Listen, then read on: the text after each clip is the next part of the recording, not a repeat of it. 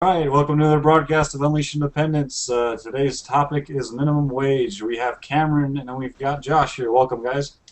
Hello. Hello. Awesome. So, what kind of inspired us to talk about this was obviously the president discussing the $9 or whatever he said, raising raising the minimum wage, and then also Joshua made a video on it. So, Joshua, if you could give people kind of a little bit of a rundown, your take on the situation. Yeah, so for a recap, anybody that didn't see the State of the Union address, President Obama proposed putting forth a $9 an hour minimum wage, ostensibly to help poor people. And any student of Austrian economics could tell you that the minimum wage, quite contrary to helping poor people, actually hurts them by eliminating low-skilled labor jobs that they're able to get as kind of that first rung on the economic ladder. So not only would the current 7.25 minimum wage continue that throws people out of work, but raising it would throw even more people out of work.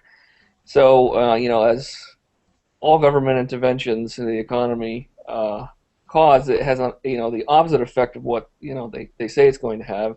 Wouldn't help poor people. It would actually throw them out of work. Joshua, there with the Occupy Wall Street movement, I'm not sure if you're familiar with that, but some sects of that were calling for a $20 minimum wage, 20 plus dollar minimum wage, something like that. Yeah. I think that we should hear him out because if everyone was making $20 an hour, then we would all be rich and all the problems are solved. Yeah. Well, it's funny it's good that people make ridiculous statements like that because it really drives the point home that how unrealistic even a low minimum wage is. Because it's not. I shouldn't use the word unrealistic. It's because obviously we have it, but like when you say $20 an hour, $50 an hour, $100 an hour, it becomes easier to see that okay, look, we can't employ a McDonald's worker at $20 an hour because a hamburger will cost $10 and nobody will buy it and McDonald's will go out of business. And then no one will be employed.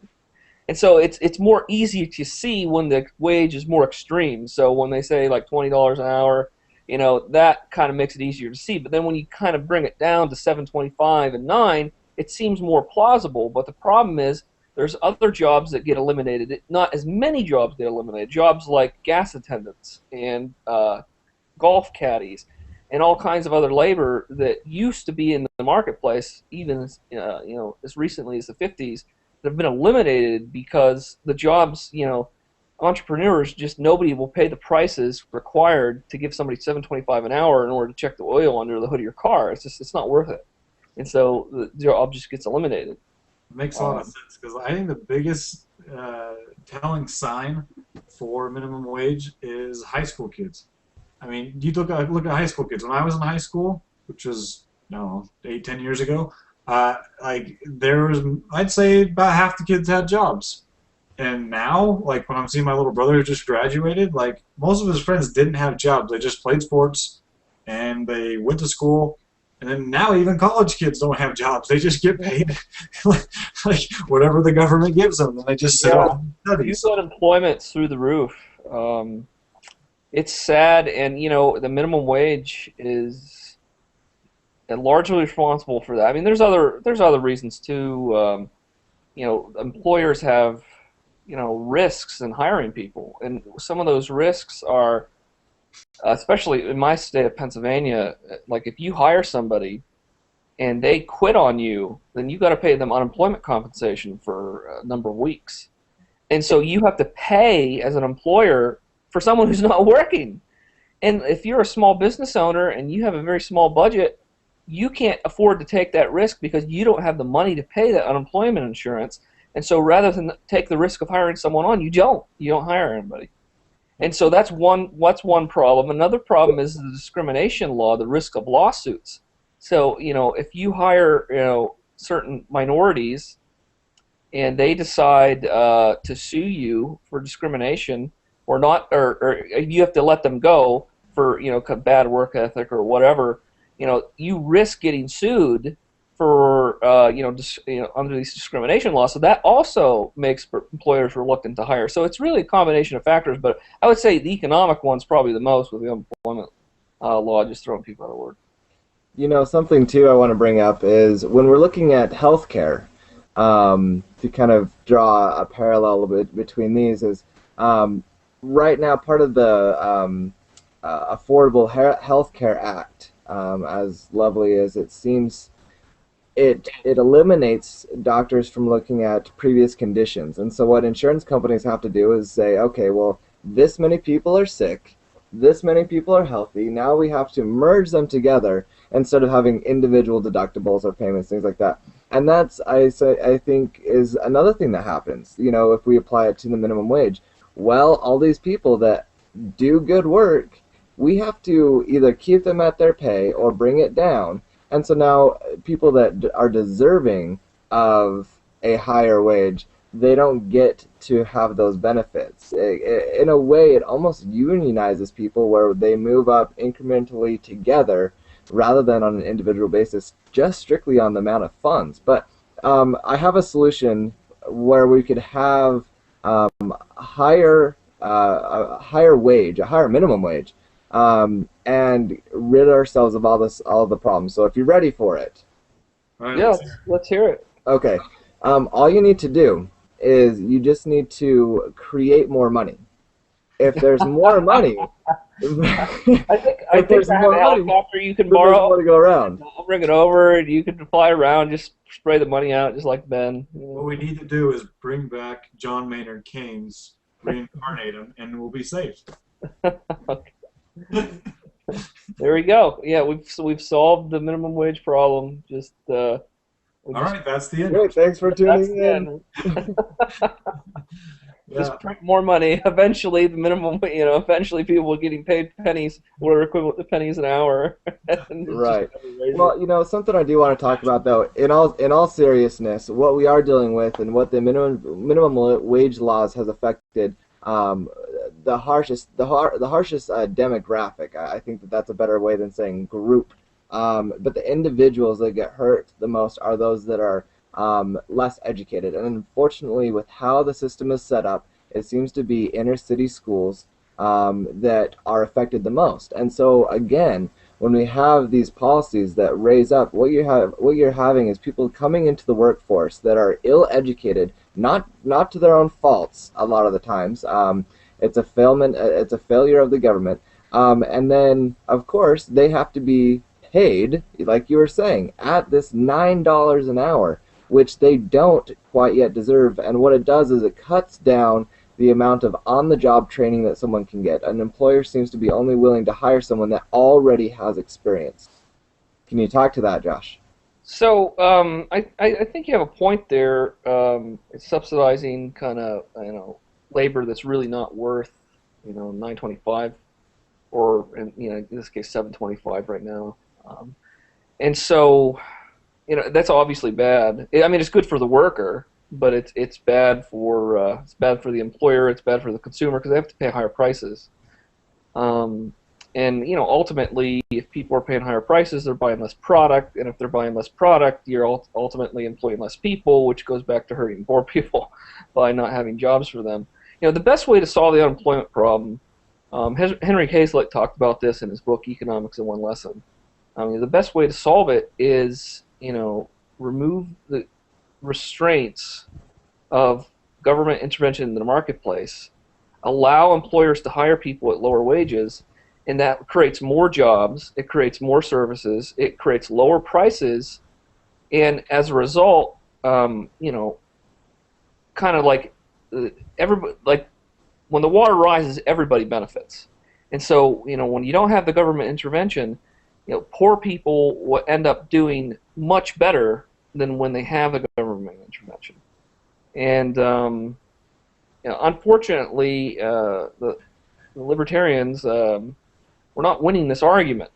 We need to somehow, but we're not winning it. For whatever reason, it just clicks with people that raise the minimum wage. That'll help poor people. I think one of the stories I heard was Wall Street Journal. This is probably about 2-3 years ago.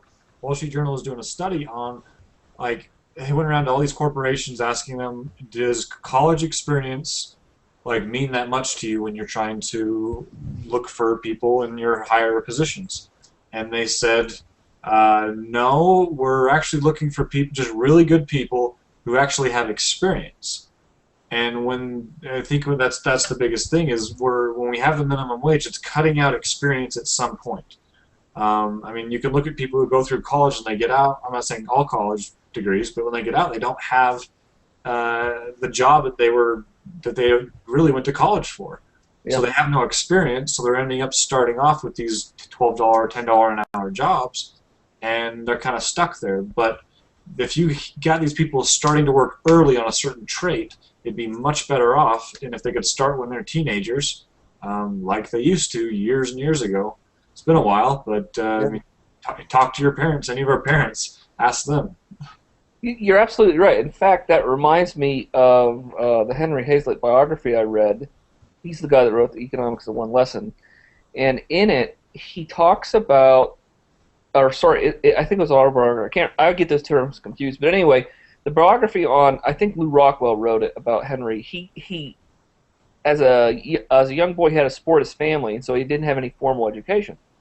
And so he had to be self-taught, and he also had to make a living, and so he didn't have any skills, but he still had to make a living. So but there was no unemployment law in his days, and this was in the 20s, and so he basically just went to a job he wasn't qualified for. He got hired on because it was no big deal to hire someone and fire someone in those days. There's no paperwork, there's no risk of lawsuits, all this nonsense. And so he would get fired within a few days because he couldn't do the job, right? But he would pick up some new skills, and then he'd get another job. He'd get fired again, and another one, and eventually he learned the skills he needed in order to hold a job, and then work his way up. And he became one of the most brilliant economists, ever. And that was his own life story. So his kind of theory was reinforced by his own personal experience. So I mean, if he could do it, that story that happened to him would easily happen to other people today if the market was free to where employers wouldn't see an employee as a risk, as a liability, which is sadly how they're seen today. Right. I want to combat some of the opposing arguments. Kind of what we hear is that corporation owners or business owners, they're greedy, and they're perceived as the monopoly guy with the monocle and everything. And as a sweeping generalization, I think that that's not accurate.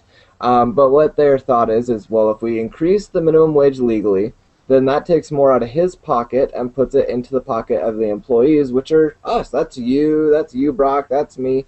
But unfortunately, Joshua, I think that you would say that something else happens, and I'd like you to elaborate on what actually happens. So, well, one of the things that happens is you take earnings away from stockholders in the company. So, like, you're basically transferring wealth. Like, the company's full of people, it's full of owners, stockholders of owner.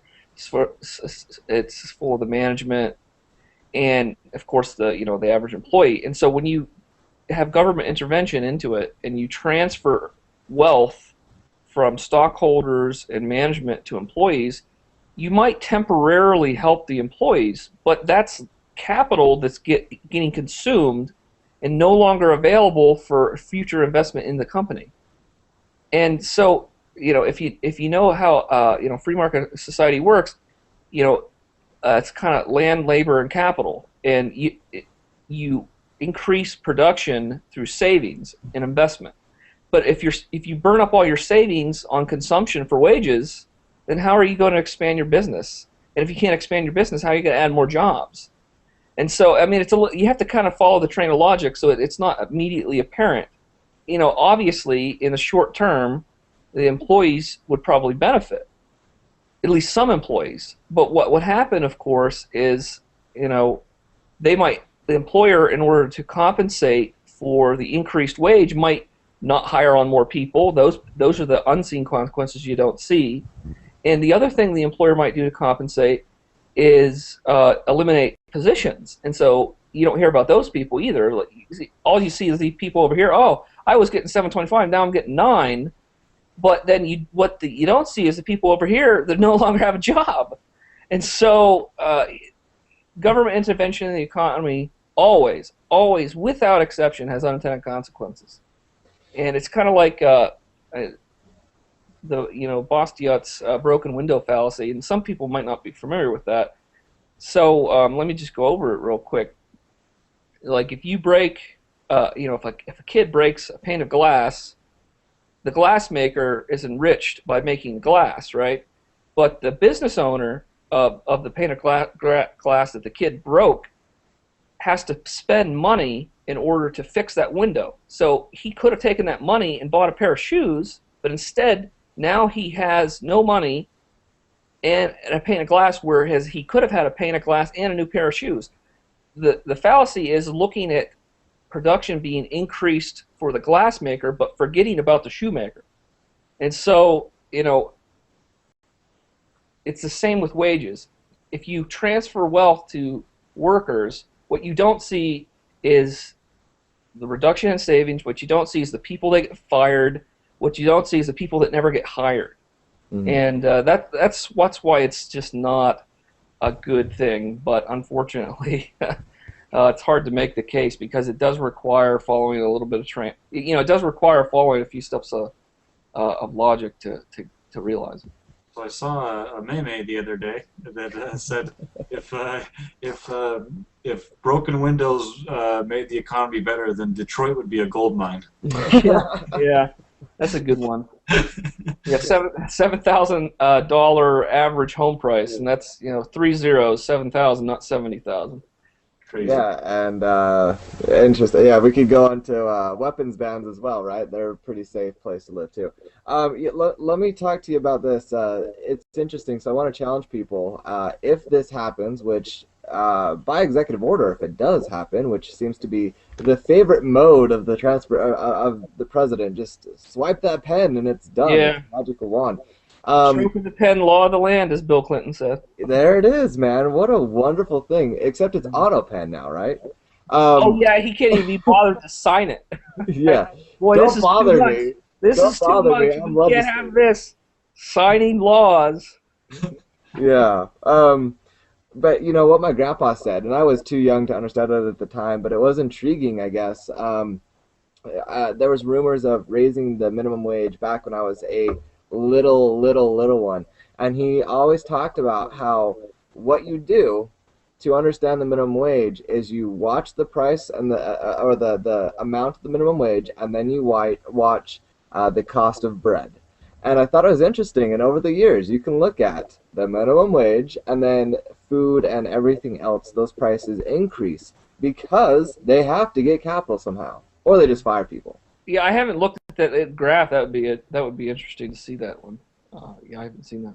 See, it's really interesting. Like, when you think about you're being a business owner, and you've got two options. You can either, when they raise the minimum wage, or like they did before, you can fire the people you have, which is fine, or you can just keep the ones you have. But what's a bigger risk? Is it a bigger risk to keep those people and hire more at that minimum wage and just hope the profits come in? Or do you just literally turn away clients and just stay your consistent course where you know you're already profiting enough, but you're not at risk of having to fire someone and pay unemployment while also not having that employee? Yeah, I mean, each case has to be decided by the individual entrepreneur because it varies. It depends on their profit margins. Depends on all kinds of factors that go into a business. Whether it because like every government intervention in the marketplace affects different businesses in different ways. And so, like a software business, a minimum wage, it really wouldn't affect a software business for the most part. But explain why that is. A restaurant business, it would really affect. Okay, explain why that is, Joshua, in case anyone Oh, is so kind it of wouldn't critical affect the thinking. software business because software, there's very few employees, especially like in making iPhone apps, and usually those employees are paid, $100,000, $200,000. I mean, it's very high paying, Right. and so the profit margins on software is usually typically outrageous. You basically you code an app and maybe it cost you $300,000 to make it. You could probably make it for a lot less, and you sell that app for a dollar an app, and you sell 1 million copies. You've made $1 million, and your cost is $300,000, $700,000. So if the minimum wage goes up, what the hell do you care? Doesn't matter. But if you're a small business owner with a restaurant, and your profit margins are razor thin, and a little bit of a cost increase on your labor would crush your profit margin, so you have to raise your prices. But if you raise your prices, then you lose your customers. So it just totally depends on what kind of business you're operating, depending on how it affects you. Some serious, some others not. I want to bring an example to where this is actually affected, where I've seen it firsthand. I worked with a company, and I'll leave it nameless, but it was an office supply store. And with what they did, they had certain people over certain sections. So within the electronics, they were not paid very much at all. They were paid minimum wage. But then there were incentives on selling the insurance packages and warranties and things like that. That's where you can make your money. But what they did is, to be competitive, they actually sold their computers, which you're talking about, you're talking about apps and everything like that. But they sold their computers at pretty much no margin for profit. It was, and that's Oh, pretty standard. But yeah, if you all of a sudden, bumped up the minimum wage, all of a sudden, these people are no longer going to be employed. You're going to have to pull people from another department or whatever, because that section is not meant to make money with selling the product. It's the warranties and everything else. Oh, yeah. so You true. know, When I was in high school, I worked at Circuit City, and then they actually were showing me the profit we made, and we lost money on a lot of the computers, and we actually lost $1 every single time we sold an Xbox. Like wow. we had to sell games or something like that. They said if an Xbox went out or a computer went out with nothing attached to it, they'd come and like start yelling at the employees because they can't make any money. And one other thing I like to bring up too is if they're just talking about hourly, like that can't affect the salary, does it? Like why not just start paying people salary on just a low, you know what I mean, just a different type of salary. So obviously it wouldn't be a guaranteed salary if you fire them, but you know what I mean? Like, isn't that a way you can avoid the whole catastrophe? Yeah, I mean, there's ways around it. I think there's some kind of law, if I remember right, that you have to have like a college degree in order to be a salary employee. Huh. Um, there's Uh all kinds of ridiculous laws.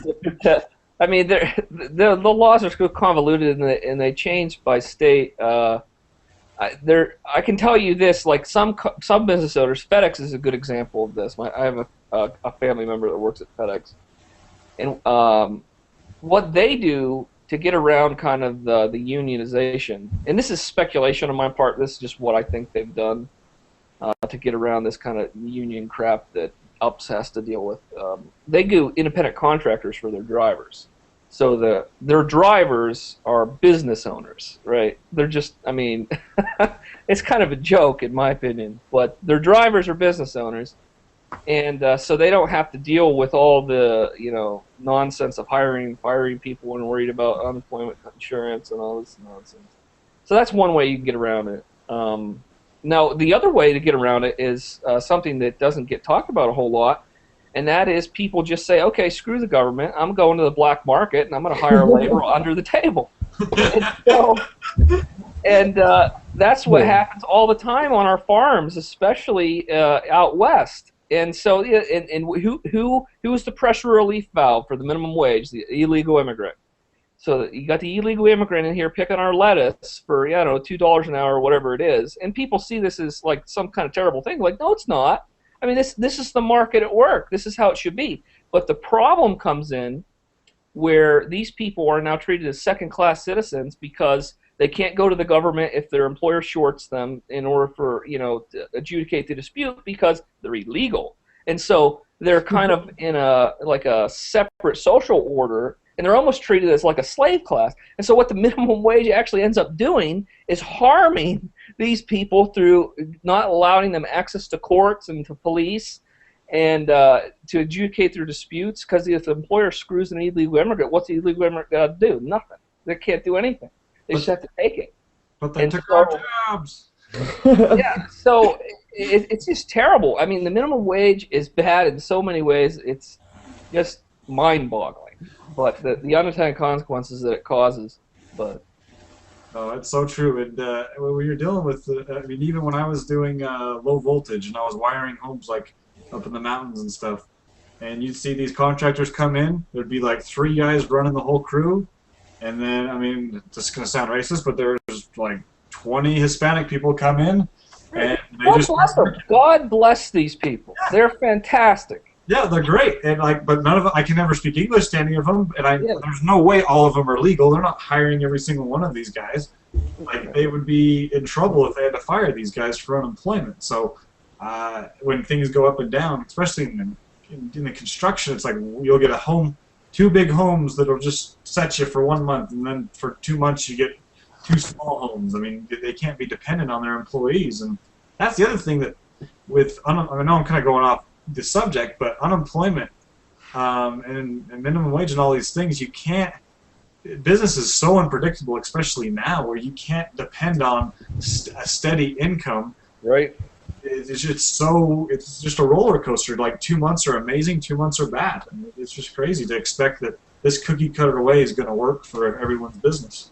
Yeah, you're absolutely right. And I think what you'll see, I mean, if the minimum wage gets raised $9 an hour, you're going to see more black market labor services. I mean, because people will be forced into it. They have to make a living.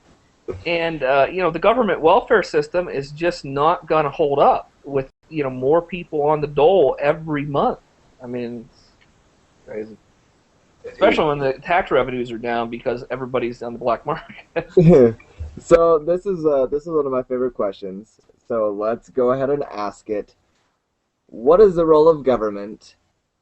Why does the government think that they can tell us what contracts we can enter into, and the stipulations between in the contract? Why can't I come to you, Joshua, and say, Joshua, you do an awesome job. I want to pay you $1 an hour to do your awesome job, and for you to say, you know what, that is worth my time. I'm gonna do it. Why can't we do that?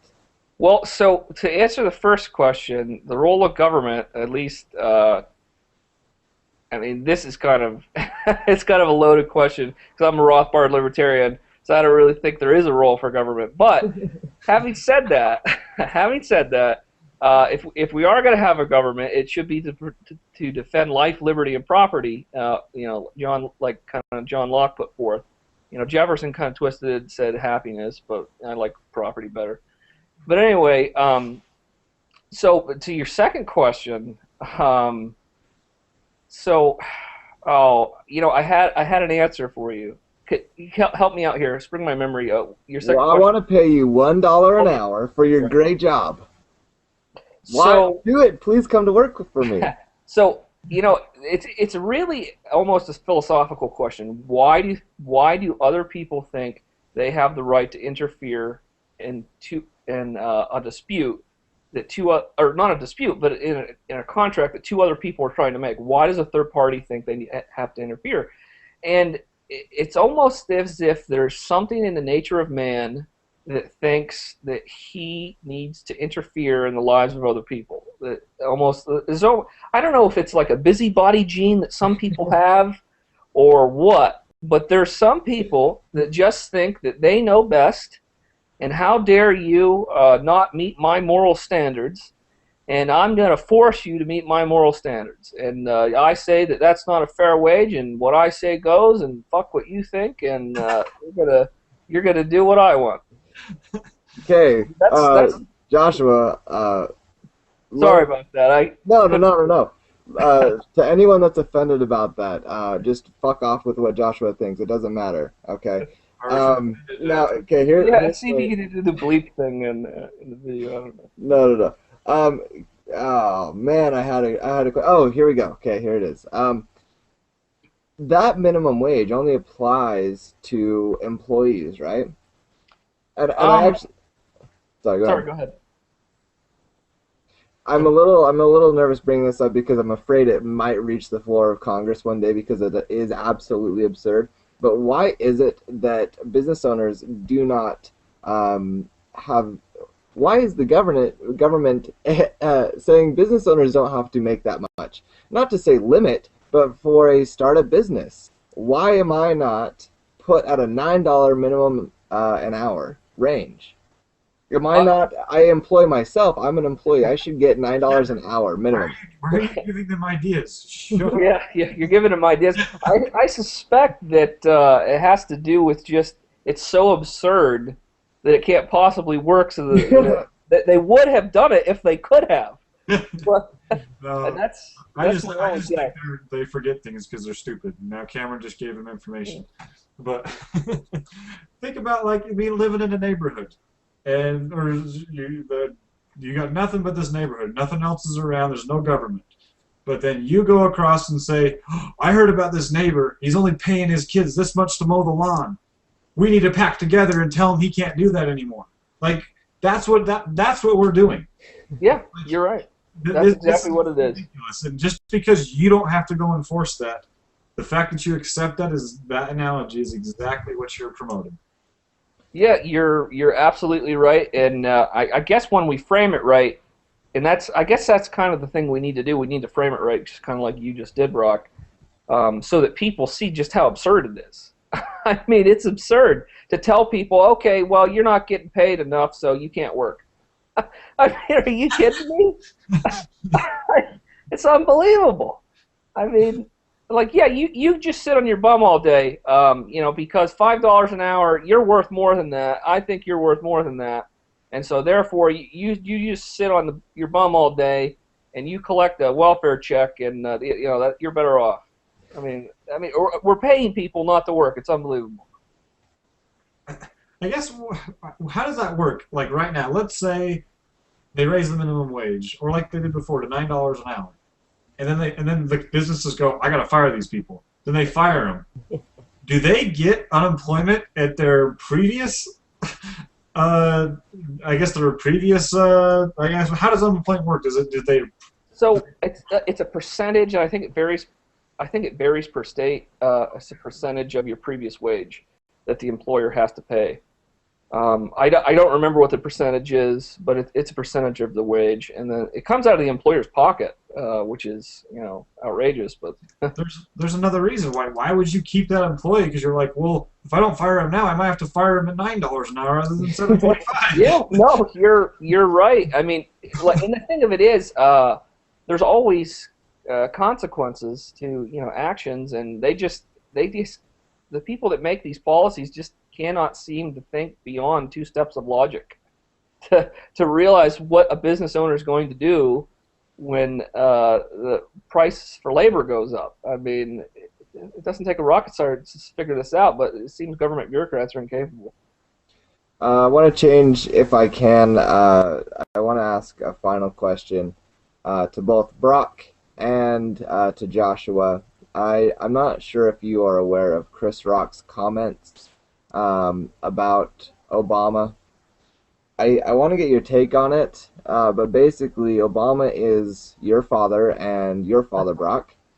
He is your daddy, and you do as daddy says. So I'm just going to be quiet, do what daddy says. I want to know what you guys are going to do. It's very unsettling that he would say something like that. We're a country that rejected the King of England, and for him to basically raise Obama up as some kind of new sovereign king is very disturbing. At least he's a comedian. Hopefully, people don't take him seriously. You know, he's funny sometimes. I wish he wasn't confused on politics, but They take him serious when it comes to his gun control solution. Did you hear that one? I didn't hear him on gun control. I did hear the King Obama comments. It's an old joke, but he says what we need to do is let people have their guns, but raise the cost of ammunition. Because if you have the cost of ammunition at $5,000 per bullet, you know that there's not going to be any stray bullets, and so if someone gets shot, they had it coming. Oh, jeez, I hadn't heard that. Wow. What can you say? I guess with Chris Rock, it kind of depends on. If Obama's my dad, depends on what benefits I'm getting. If I get a lot of benefits, like if I get like some money for like a bailout or something, then he will be my master. Like it just depends. Like it's just ridiculous. Like what that's really what it is. Like you will do what Obama says if you're a business, if he's going to give you some money. Like, and I'm not talking just people on welfare and unemployment. I'm talking corporations. Like everyone thinks he's helping out these young people. No, he doesn't care. Or young people. He doesn't care about anybody that's on unemployment or anything like that. That's just to win votes. The people he's supporting are the corporations who are in bed with the government. Like, and I'm not saying corporations are bad. Like, I believe in free market, but just that's who his master is. Like, Obama's daddy is the corporations that run the government. I'm not worried about Obama being my daddy. Right. Well, is that it? Yeah. Yeah, I think that about wraps everything up. Thanks, Joshua, for coming on. We appreciate your time as always. Great insight. Thanks for having me, my friend. Thank you. If anyone has not seen Joshua's video, it's a few minutes long. It's on the page, unleashindependence.com. Watch it. It's on the minimum wage. Thanks so much, Joshua. Yeah, thanks, Take care. Thanks for having me. All right, everybody, remember, own your life. And Obama doesn't own it. I swear.